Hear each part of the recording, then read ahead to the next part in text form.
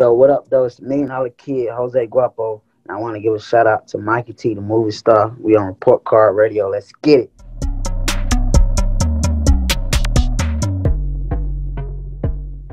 So, yo, let me ask you, man, can you tell me about how you actually linked with Quality Control Music? Could you tell me about that situation? Uh, I just say really been in the wrong place, but it ended up being the right place at the right time. I was in the wrong place, but it was the right place because I bumped into P there. You know what I'm saying? So, Right. but it was like it wanted the place to be. Like it was a trap. It was a trap house. And Okay. basically, he just used to pull up because he knew we was all rappers. Right? He used to be pulling up on me and Pee Wee Longway. And then shit, he just got done. One day he was just fucking with me. He kind of like, I don't know what I want to say, like drew a love for me or whatever. And then one day he just called me on some shit like, man, I just want you to stay out the streets because I was heavily in the streets, just running around. I was trapping, like getting it how I live, however I got to get it. Like, you know what I'm saying? I wouldn't don't get it fucked up. I wasn't even saying I was a hell of a kingpin. Just know I was judging. And then he just like was like, shit, I don't want you in the street. You talented. Like you a star. You're a star. He always told me I was a star. And then one day, shit, he put up on me. He called like he had after he told me that he called me again. And he was like, "Where you at?" I was like, "I'm at the studio." He pulled up on me and he gave me 5 racks. He gave me $5,000 and just said that wasn't no signing bonus. That wasn't no nothing. He just gave me $5,000 and he was like, "Man, stay in the studio, man. I don't want you in the streets, man. Just stay in the studio." And then from there, we just built a stronger relationship. And he seen that loyalty, I stayed down. Like I ain't never called him complaining about nothing. I stayed down. Like I rolled for the label. Like it was not like if like it was a gang that I joined. You know what I'm saying? I rolled for the label. I was on the front line for the label. All that, and then shit. He seen the loyalty and he knew that the love was real. And then I was never even signed to them on no paperwork. I was never signed to Quality Control on no paperwork. Everything P did for me was out of pure love, like and pure wanting to see me win. Like straight up. Like he just felt like I needed a shot. He felt like he deserved a shot. And shit, I stayed in that studio. He always gave me access to all his studios. Like I could pull up. He never charged me a penny to record. And shit, I just stayed in that studio. Every time he'll come to the studio, I have some. Every time he comes to the studio, I would have some. Like shout out to Real Money too, cause that's the manager of the Migos. So like I would be playing because they were the popping act at the moment on the group. I mean on the label. This like the Versace days. They was the popping act, and Real just I would be Real would be at the studio with us and shit, and he'll be hearing the shit that I'm making, and like I play shit for Real, and he used to always be telling P like, man, Guap got some, shit like that, and P used to always listen to it, and he'd be like, all right. He's always just be saying, all right, like I ain't never questioned him, and then like, oh, we need to run with this record. I think this is it. I just always play music, and he'll let me know like, all right, like from several records, from Fuck the Rap Game to ATM to Hustler to You Know It, featuring Amigos to all the way up to Run It Up. But this before Run It Up, like this just those records that I named before Run It Up.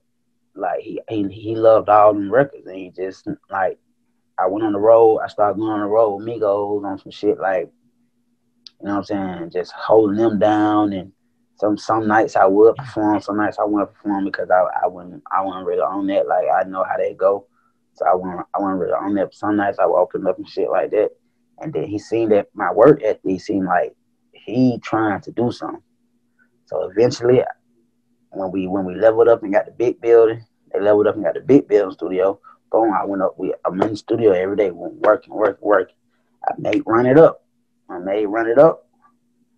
Shit, that shit was an overnight sensation. I don't mean overnight as in like 24 hours literally, but like probably like a week or two. It was like around the city. It was around the city. Like the song had like, got where like it was around the city. Then Once he seen that, he got right behind me. He got right behind that record. And mind you, I just told you, I was not signed to him as an artist. And he got right behind my record like I was signed to him as an artist. Like real shit. Put up bread, put up real money behind that record. Damn, P seems like one of the realest CEOs in the game at this point. Shit, I ain't met all of them, but he for sure a real one. I can just say I can speak for him. He for sure a real one. Word, man. You know, just to hear the way that he, He gonna be on your ass though. He gonna be on your ass though. He gonna be on your ass, but it's for the better. that's what's up, man. That's a dope story to hear that he actually came and, you know, tried to give you a better situation like that, man. What would you say is the difference between a label like Quality Control and Grand Hustle, man? I don't know, cause I wasn't signed to Grand Hustle, and plus like they weren't Ti was in and out of jail, so it was like I can't really speak on like I didn't get to see like how a label is ran or nothing while I was over there with Grand Hustle because Ti was in jail and shit. Like especially when I went solo. When I went solo, Ti was in jail, so I couldn't really see how he ran his shit. But with P, I seen that shit hands on. Like even from when I would be on set of Migos videos and any other artists on the label videos at the studio. Like I seen all that shit like hands on from when we went to South by Southwest. Like I seen that P and Coach K, they were just dedicated for to what they were doing. Like they were dedicated. Like he was for sure dedicated. Like he was all in, like ready to go broke behind that shit. Damn, that's some work right there, man. So you mentioned it a little bit. You got the opportunity to tour with the Migos. I wanted to ask you about linking up with Offset, man. Could you tell me how that whole thing came about? Offset was locked up. Offset was locked up. I actually met Quavo and Takeoff before I met Offset. I met Offset over the phone. He was locked up. I was actually linked with Quavo and Takeoff before Offset because Offset was still locked up. So I met them first, and then down the line, once they seen like how we locked in and they seen the loyalty and shit like that, how I was around for them and shit like that, I started talking to Offset on the phone and shit. Cause mind you, I had already had records out like Guapo, and they knew me from the Rich Kids and shit like that, so they fucked with me already. Like just from a distance, like on some music shit, they fucked with me already.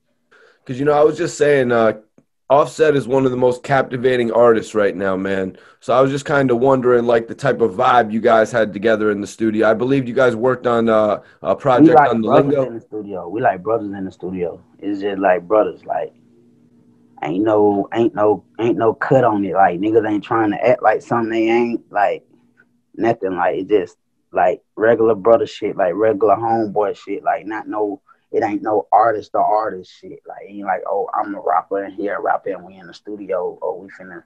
Nah, it's brother shit. Smoking weed, nigga, fucking with bitches, laughing, cracking jokes, nigga, doing what we doing, talking about whatever we talking about, kicking it, just really kicking it. Like not even on no real full-fledged rap shit, just kicking it. So, Guapo, man, what are you working on right now? What do you Uh, got I, coming out? I got Babyface Nelson out right now. Babyface Nelson and Babyface Nelson Deluxe out right now on all platforms, Spotify, Apple Music, Tidal, wherever you listen to music at, it's out right now. Y'all can go stream that. I'm finna get ready to drop Extravagant Trench Shit Part 3, produced by Nard and B. I'm finna get ready to drop this Cement video, which is like the first song on the deluxe. I'm finna drop that video this week. And shit, I'm just in the studio, man. Just always cooking. Just always cooking. Finna shoot a lot of more visuals. You know what I'm saying? Start doing like little podcasts and shit like that so I can broaden my Okay. audience and just turn up, bro. So, do you got a lot of older material that you're looking to release, or are you focusing more on new material? Not really no older material that I'm looking to release. Focusing on new material. Focusing on new material. But I record so much, I always got new material. I always got new material. Extravagant Trent shit. Extravagant trench shit. Yeah, cause R&B the whole thing is trench work, and my whole thing is XVL extravagant. We extravagant living. So that's how I come about with extravagant trench shit. But this is actually the third part. It's actually the third CD to end the saga.